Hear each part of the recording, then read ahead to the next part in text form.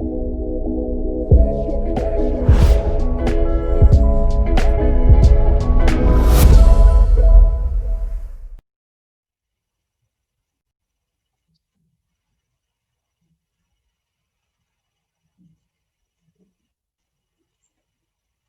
you were on Twitter last night, education Twitter that is, maybe you saw this comment from one of the professors who teaches educational leadership. Quote, "I'll just say that those who think the pandemic will be a boost for online learning are not reading the emails and posts and texts I see every day about how miserable students and faculty are." Hello, I'm Goldie Blumenstyk. I'm a longtime writer at the Chronicle of Higher Education, and I write the Edge newsletter now, a weekly newsletter on the people and ideas that are changing higher education. And I want to really thank ASU GSV for organizing this fantastic panel that's joining me here today, a panel that brings together expertise from around the world, from the academia and the corporate world. And I'm really looking forward to this enlightening discussion to talk a little bit about how COVID has changed online education. And of course, conventional wisdom says the pandemic has been, in some very sad, ironic way, a boon to higher education, a boon to online education. But, you know, as that professor I quoted the other day notes, it's not necessarily been a boon to everybody. Joining me today for this conversation are 5 experts in the field. We have Justin Cooke, who's the Chief Content and Partnership Officer at FutureLearn. Chris Dede, professor in learning technologies at Harvard University. Luyen Chou, Chief Learning Officer at 2U.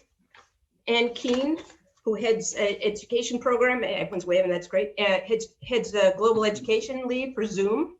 Welcome, we're on Zoom now, great. And John Nestor, who's the education director at Cooke, from down under in Australia. FutureLearn folks are from England, I'm guessing here. So I want to start out with a question for all of you. I'm going to invite you all to just kick in and step in a little bit along the way and what you think. And you talked about this as a leapfrog moment for online learning, but really, and I'll start with you on this question, what's the most important thing that has to happen to make this a leapfrog moment and not just a temporary blip in time? And I'm going to go around the horn with this and ask all of you the same question.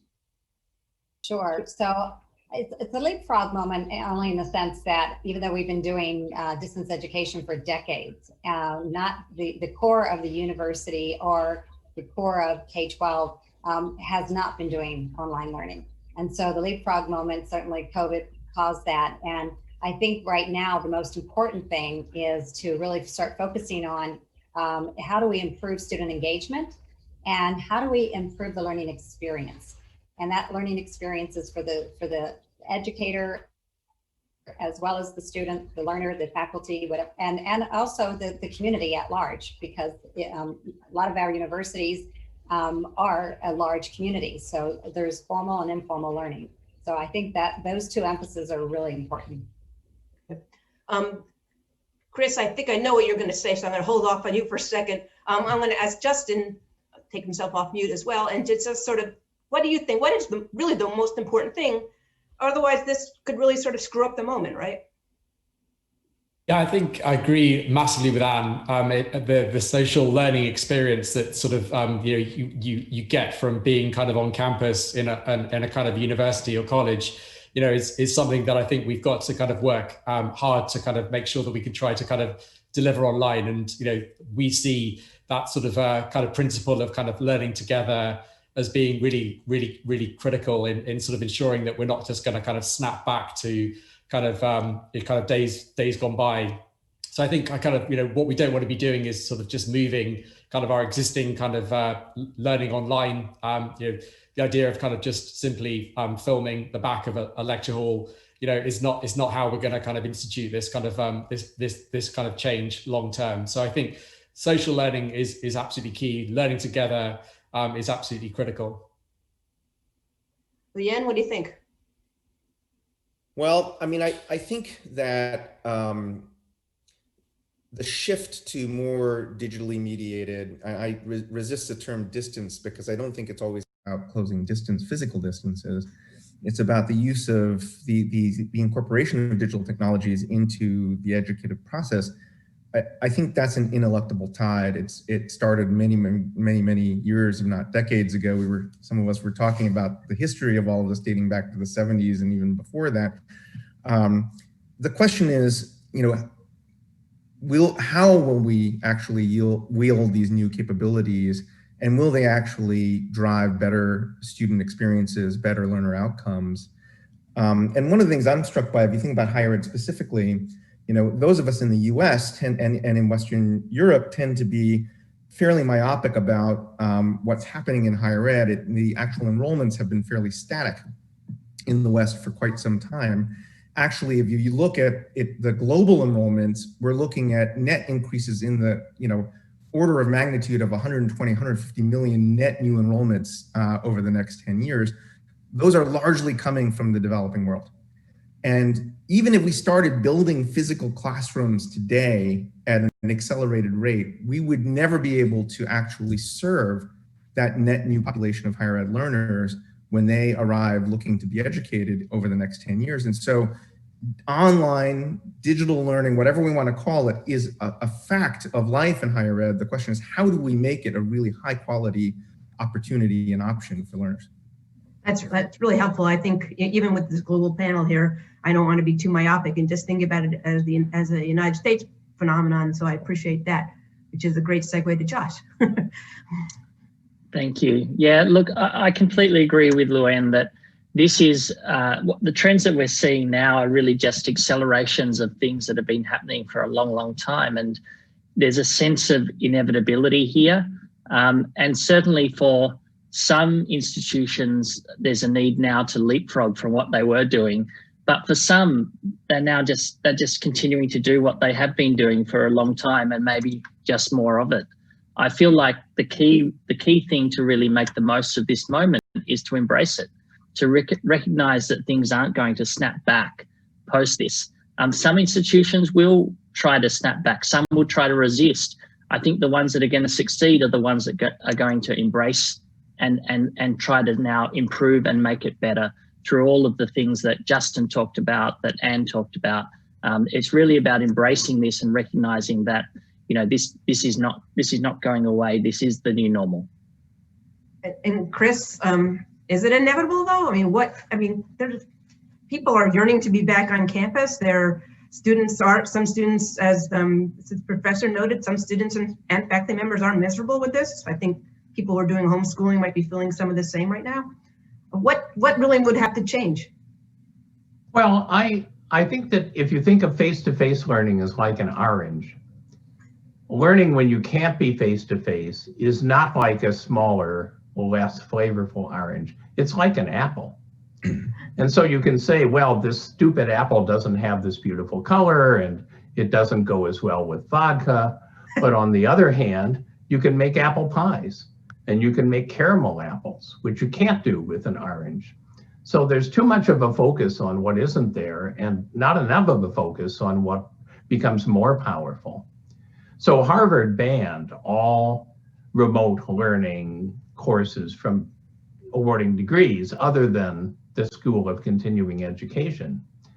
And what happened this summer, because they were uncertain about enrollments in the School of Education, is that not only for the first time in 100 years did they allow learning that was remote, but also they allowed learning that was part-time so that you didn't have to leave your job and come to Boston for a year. We got an incredible group of students, better than we've ever had, because they didn't have to quit their jobs and come to Boston for a year. And they've so enriched the learning process for the other students, for us as faculty. So you got to think about it as an apple, and you've got to ask, what can we do better with an apple? And then when we go back, maybe we'll have a mixture of apples and oranges instead of just going back the other direction. One thing I wonder about, a lot of you have been at this online education in this field, or what did you call it? Not distance ed, mediated ed, for quite a while now. I've been following it for quite a while. I'm wondering, what Is there one thing that you maybe learned in the last 7 months that you didn't learn in the decades before that you've been working on this? And honestly, why did it take a pandemic to learn that? I mean, not all of you have been at this for decades, but some of you have. We won't raise hands to say which ones are which. It's a great question. I think, to me, I was struck both by how quickly the world could shift to online digital learning. I mean, it was like a switch got flipped, and things that we thought would never happen, many of us who've been doing this for a while, happened in the span of 3 weeks. I was equally struck by how poorly most of it was actually implemented. And the actual, I think it was starker in my mind how bad online learning can actually be than it had been in my imagination. So I had kind of a dual reaction to what happened, and that was a big learning for me. Anyone else? Good. Justin, you want to start? I think the speed of the kind of the behavioral change that we've seen, you know, kind of to Josh and kind of Luyen's point there, I think is absolutely kind of remarkable in terms of what we've seen. But also, I think the assumption that we made about the fact that we could all just make this leap without any education ourselves. And so, you know, one of the things that sort of, you know, kind of, I think we've probably sort of taken for granted is that, you know, to Chris's point, this is not, you know, we're talking apples here, we're not talking oranges. So, you know, sometimes you need to learn how to bake an apple pie. And so one of the things that I think that we've also seen is that sort of, you know, the importance of actually kind of helping people go through that kind of behavioral change, both in terms of teaching, but also in terms of learning students themselves. You know, the assumption that every student can just, you know, naturally just move from kind of, you know, scrolling through TikTok to kind of experiencing kind of an online course is not something we should take for granted. So I think kind of that sort of kind of assistance in that kind of rapid kind of, you know, behavioral change is something that I think that sort of, you know, we perhaps hadn't sort of foreseen. And I guess also previously it's always been the coalition of the willing that have been part of this. And in this case, some of the a lot of unwillings were dragged along into it. And you were going to say? Yeah, so I was just thinking, since Chris was with us from Harvard, I was talking to Ann Margulies, the CIO, and she said, you know, Zoom really helped bring the campus together. So I think this mass leap to online has really knocked down a bunch of silos that have existed for years. You know, like the leaders of academic innovation, they've always been, you know, in the again on the fringes of the university. You've been in the business school, the professional schools, or they've been, you know, at the continuing education schools, or and you know, and Centers for Teaching and Learning have really been trying to help with course redesign. There's been and there's certainly plenty of technology out there. You know, what did Holland IQ say? $404 billion of ed tech, you know, by the year 2025. So there's no shortage of tools and technology to help educators and students. But it's you know, it's always been siloed how they were going to use it. And one of the things I worked on when I was at the Gates Foundation, and we were looking at digital transformation and how do you how does systemic digital transformation happen? And it occurred to me that, you know, if you're going to ask faculty and students to do things differently, then you need to support them differently. And I really think that the Centers for Teaching and Learning, or the leaders of academic innovation, really came to the forefront during the COVID crisis to really help make this transition, and worked across those silos, worked with, you know, the deans and the faculty, as well as working with the, you know, centers, with the CIOs and, you know, just all across the campus. So I think it's been a way of uniting the campuses, if you will, in some instances. And it took a pandemic to do that? Chris or Josh, any thoughts on that? Well, I think that at the graduate school and even in undergraduate, you're really preparing students to leave and go out into life rather than preparing students to leave and go out into the next level of education. And in life, increasingly, business is hybrid. It's not just face-to-face. It's frequently across distance. And the best way to learn how to be effective in a workplace that's partly across distance is to be in an educational system that's partly across distance. because otherwise you're just thrown out in the deep end of the pool with a tacit belief that this remote interaction is inferior, and then you're dead in the water. So I think that it's been important from a student-centered point of view, even if faculty are less comfortable teaching that way, to recognize that we're helping to prepare them for work, not just by what we're teaching, but by how we're teaching. Did you believe that all the way through though, or did something change during since the pandemic that's made that clearer? Well, I've believed that all the way through, and the research has said that hybrid is superior for years and years and years. And of course, everyone in distance education said, sure, we believe having some face-to-face would be good. And everyone in face-to-face education said, you're crazy. Why on earth would we ever not want to be face-to-face? But in fact, there are reasons not to be face-to-face. And Josh, I'll just give you a shot at this, you know, the whiplash of this past 7 months. Were there some things that you think you learned and the industry has learned that it took a while to, you know, it took this to make it happen? Look, I think what's really interesting for me is how this has been a universal change. It's reverberated right around the world, and you know, universities and students and people all around the world have had to adjust to this at essentially the same time. And I feel like there's been a great leveling benefit here, where now everybody has access to essentially the same tools at the same time, and now increasingly the same quality of learning is now opening up and becoming available to more people in a more affordable way. Of course, we saw disruptive models like Coursera and FutureLearn, you know, have been around for a while, but now that, you know, this is becoming the main mode. And what one of the big things I've learned is that the acceptance of online and hybrid types modes of education, which was lagging in many emerging markets, has actually now caught up and has become very much accepted as being a mainstream mode of delivery. And that's really exciting because that opens up all sorts of possibility around access to high quality education for people all around the world. So Josh, I want to disagree a little bit to one of the statements that you made, and that is not everybody has access. I mean, and there are so many that don't have the internet access. But somebody the other day said that you can't learn online if you can't get online. And so that's still a huge issue, even like in our country. I was talking to the CEO of Land O'Lakes the other day, who is part of as a foundation that they're working with to bring internet to the rural areas, much like the Electricity Act in 1943 brought electricity to rural areas.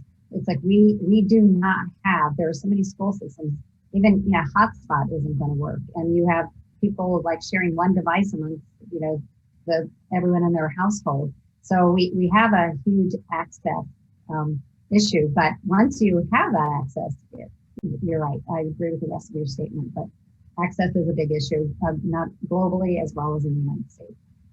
Yeah. I would say, though, that access has grown dramatically as a result of this in terms of access to quality education by virtue of the fact that it's, you know, it is far more ubiquitously available and far more affordable. But absolutely take your point that even with that, not everybody gets access to it. And if nothing else, the awareness that the divide is probably a lot more front and center on hopefully policymakers' sides as well, eyes right now too. Yeah, just to concur with that. I mean, you know, we've talked about the digital divide for decades, but it was a bit abstract until everyone was learning online. And then what you realize is not only is there a digital divide, but it's the people who don't have access, the communities that don't have access, that are the most disenfranchised, that need it the most. And we are exacerbating all of the divisions that we have, you know, built across decades, if not centuries, in our societies, and accelerating those problems. The school district that's about 30 miles from here, Hempstead Public Schools here in Long Island, New York, one of the poorest districts in this region, parents were standing outside for 3 hours to get loaner laptops from the district, only to be told that the district didn't have them. And so their children are literally not learning right now. And even those that got laptops, many of them live in housing projects here that don't have access to broadband internet. And so I agree, Josh, that overall, if you look at the trend line, we've been able to deliver affordable access to larger and larger swaths of the world's population. But those that are being left behind are those that have been left behind in every other way that society has left them behind. And it is exacerbating the divisions that we're trying to close. Yeah. Honestly, I learned one thing too in this process, just as I was thinking about it, is the divide is not just even about the tech, because once you've gotten the tech, and if you're lucky enough to be able to get the hotspot, the students still don't have a quiet place to study. They don't have an uninterrupted place to study. They're still sharing. Yeah. Technology. Yeah, it's like it's just. That's even happening in the dorms, right? So some of the institutions that have gone back, and they say, okay, you can't go to any public areas on campus, so you're kind of confined to your dorm room.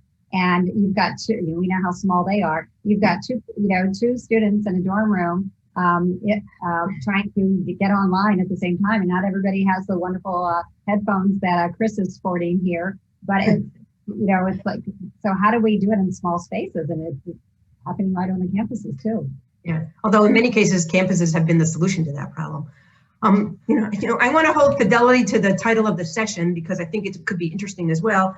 It was, the premise of the session was a little bit supposed to be whether the pandemic experience will change perceptions of online education among learners, among faculty members, among employers, and I think among policymakers. So I'm wondering, what do you think? Do you think it has, and like maybe whose perceptions maybe have been most changed and in what ways? Do you, anyone, let's do a jump ball on this if anybody wants to hop in and just sort of take, Well, I think it could. I don't think that's inevitable. I want to talk about the microscope and the telescope. The microscope found data that had always been there, but we didn't know it was there. When we found it, we didn't know how to collect it. When we collected it, we didn't know how to analyze it. And when we figured that out, it changed everything. Same story with the telescope. Data was always there, had to figure out how to collect and analyze it, changed everything. Online is actually the microscope and the telescope for learning, because you automatically can collect huge amounts of data that are just not possible to collect face-to-face.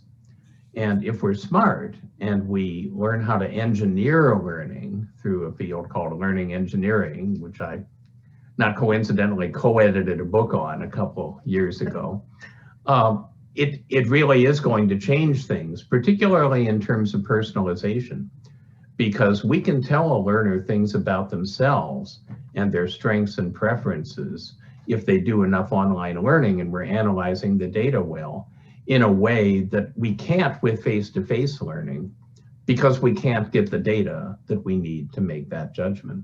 So I think we can, and that can be very exciting, but we're not doing it right now. We're just still kind of scrambling and doing the basics and not really thinking about the opportunity. How would that make a difference? Whose perception, do you think that would change faculty perceptions, policy perceptions, or even students' perceptions? I think it would change faculty perceptions who want to personalize. So, every faculty member knows that it's not a question of finding the single best way to teach. It's what works when for who. Mm-hmm. And so some students need worked examples, and some students do better with videos, and some students tests are the wrong way to assess them. And if you have the data and you can customize learning to each student, that's very powerful from a faculty point of view. It's harder. There's no question that it's harder than one size fits all, but it's where all the other service industries have gone, and education's going to need to follow in those footsteps. As I mentioned, in emerging markets, the adoption of online and alternative modes of delivery was lagging. And that was because largely the reason that people seek an education, higher education at least, is to advance their career. And online and alternative modes of delivery weren't really accepted by employers, weren't really accepted by governments, were actively opposed by governments. outlawed in many cases, as well as by parents. And what's really interesting is as the best institutions in the world adopt online, and including Harvard, that changes everyone's level of acceptance. And we're now seeing those perceptions change. And as more employers accept this, people are embracing it because it's clearly more flexible, more accessible, and as talked about, more affordable way to access education. If it's accepted, more people will adopt it, and that's exactly the sort of virtuous cycle that we're now seeing play out in a whole bunch of markets. We're seeing regulations in India open up now, where not only can more than 200 institutions deliver full online around the country, which wasn't the case before, but now up to 40% of delivery of your standard on-campus program can now be delivered online too. And that just opens up all kinds of possibilities, as Chris is saying. Anyone else have a thought on this one? I absolutely agree. I think what Josh, I was actually going to make that very point. And I think, Goldie, those that have a fixed mindset are going to stay. You know, they want to go, they just want to stay wherever corner they're in. But I think the perception that we can learn online and it's good and it's quality and it can help you whether you're in traditional education or you're in workforce education or you're informal education, right? We're already seeing it. The consumer education marketplace is really opened up, and people are teaching and learning in ways that I think is just incredibly healthy, and just being able to reinvent yourself. And I think it's really helping the economy too. And so I think there's a lot of good, absolutely a lot of good, and we're going to see more and more of that. And I wonder though, I mean, Justin, feel free to jump in on this as well. It's like, is it becoming accepted for certain things, but not other things? You know, it's still more people maybe like this as job training, but they still don't necessarily want it for fundamental, bachelor's degrees. You know, are we segmenting? Is there more segmentation going on right now? I think it's kind of, if you think about sort of the point sort of Luyen made about sort of the demand that we're seeing globally for higher education, and then the demand from a kind of reskilling and kind of perspective, even pre-COVID, around sort of the rise of kind of new technologies. More than a billion jobs need to be kind of reskilled. And then if you kind of think about kind of the compounding through kind of COVID in terms of people losing their jobs, there being huge demand in different sectors where cross transferability is required, and then the kind of the ubiquitous kind of almost sort of rapid sort of kind of shift we've all had to make to kind of live and work in a more sort of distributed and remote working environment. Those things, I think, are kind of really coming together to create sort of this kind of perfect storm in a sense. And I think to sort of respond to that, I think we've got to really think, about kind of how we kind of do reboot, reskill, help folks transfer, their kind of skills into other sectors. And I think that's going to require kind of a different way of thinking. And to Josh's point around sort of, kind of employer kind of focused and skills focused sort of learning, I think, one of the things that we've seen has been a rise of sort of more kind of collaboration between industry and academia, and not only just industry and academia, but also governments as well. Governments have stepped in. In Australia, we've seen national campaigns which have gone from being focused on studying in Australia to studying with Australia, taking the learning to where the learners are. And I think these shifts are going to continue. I mean, I'm actually curious, in the United States, where right before the pandemic, I think we saw a little bit of attention in Congress and in other sectors, some questions being raised about online education. And obviously people have been very preoccupied since then, but I kind of wonder if any of that's going to come back in any form, or maybe this will have dissipated it. Before we get too far away from this discussion that we had previously about the digital divide, there have been a couple of questions that have come in on that, and I don't want to ignore those. I want to make sure we hit them. People want to know what suggestions you guys might have for closing the digital divide, maybe besides, obviously this is primarily a question of money, but do any of your companies or other organizations, Harvard doesn't necessarily have it, but any of your organizations, or are you part of organizations that are working to fix it? Well, Zoom certainly jumped right on when COVID happened and lifted that 40-minute restriction. So we've always had a free offer with a 40-minute restriction, and we lifted it for K-12 around the world. And so it gave access to so many people, and that lift is still on right now. And is it going to be on for? Do you know how much longer that is? That like for the year? What do you know? It's not going to be on forever. We're monitoring the situation and seeing how no one expected COVID to last this long. So we're looking at we're just monitoring it. We're trying to do the right thing and helping people. So that from that standpoint, and then our foundation is also looking at how can we help organizations that are trying to get broadband and access to or get behind organizations that are trying to help the underserved or populations that just don't have the resources to be able to learn online. Anybody else? Anybody else know about or even know about efforts to? Well, we announced a partnership with Simmons University, which is a historic women's university in the Boston area, to help them take their undergraduate program 100% online this fall. And one of the big gaps we saw was exactly this, was access to technology among students. Simmons has a very diverse population in terms of socioeconomic background. There was a diversity of sort of existing capability and so on. And so we worked with Simmons to provide grants to students to get them the technology they needed to get online. And that's been incredibly well received. And we're looking to expand that sort of program with other partners. It sounds great, though I would have to argue that it's not exactly a systemic response to a problem around the globe, around the country and around the globe. Sure. I mean, I think the idea is, we can't wait for a systemic solution, right? So we need to help where we have stakeholders and we have students that we directly impact, and hopefully that sets us, sort of a bar for others to leap over. But we have to all be in the game of getting people the capability they need to interact in this environment. And I think it's just good business on the part of many of us who provide services in this sector. Yeah, I think another service that I joined Zoom in June, and within like a week, someone said we really should do a summer academy to help teachers get ready for going back to school.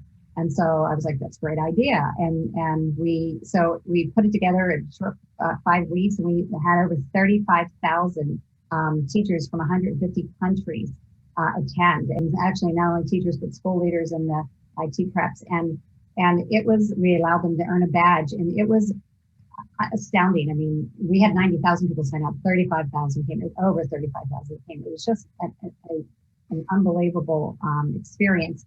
And the funny thing is the teachers were saying, hey, can you do something for parents? Because the parents are now, in the homes helping us.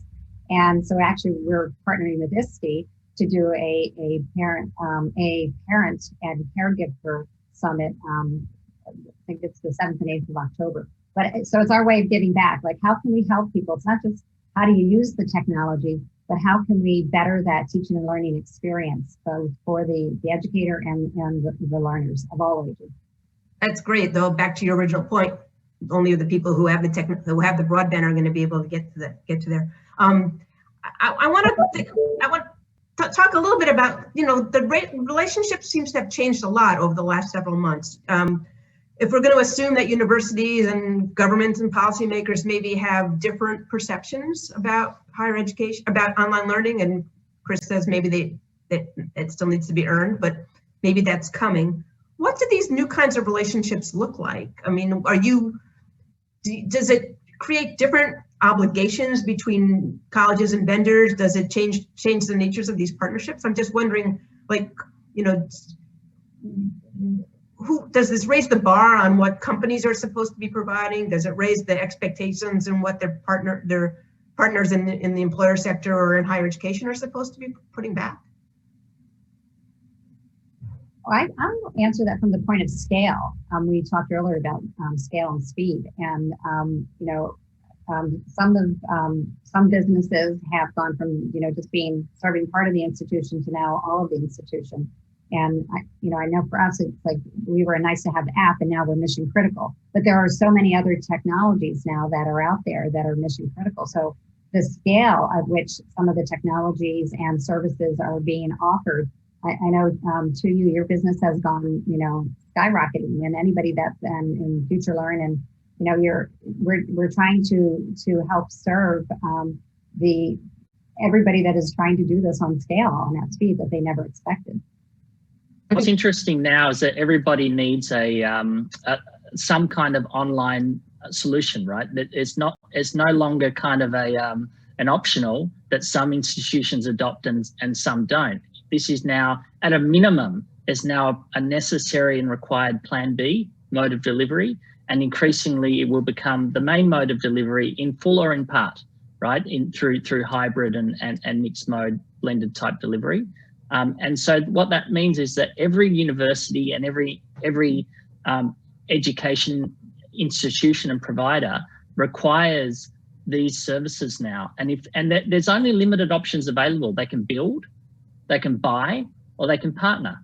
And often building is just not an option inside some of these larger institutions. You know, they recognize it's just too hard. There are limited assets to buy, and buying is fraught with its own risks. And so partnering becomes the logical solution for, I would say, for most. And what's interesting is that that's then prompting the service providers to think much more expansively and frankly, differently and innovatively about what the solutions are they're willing to provide.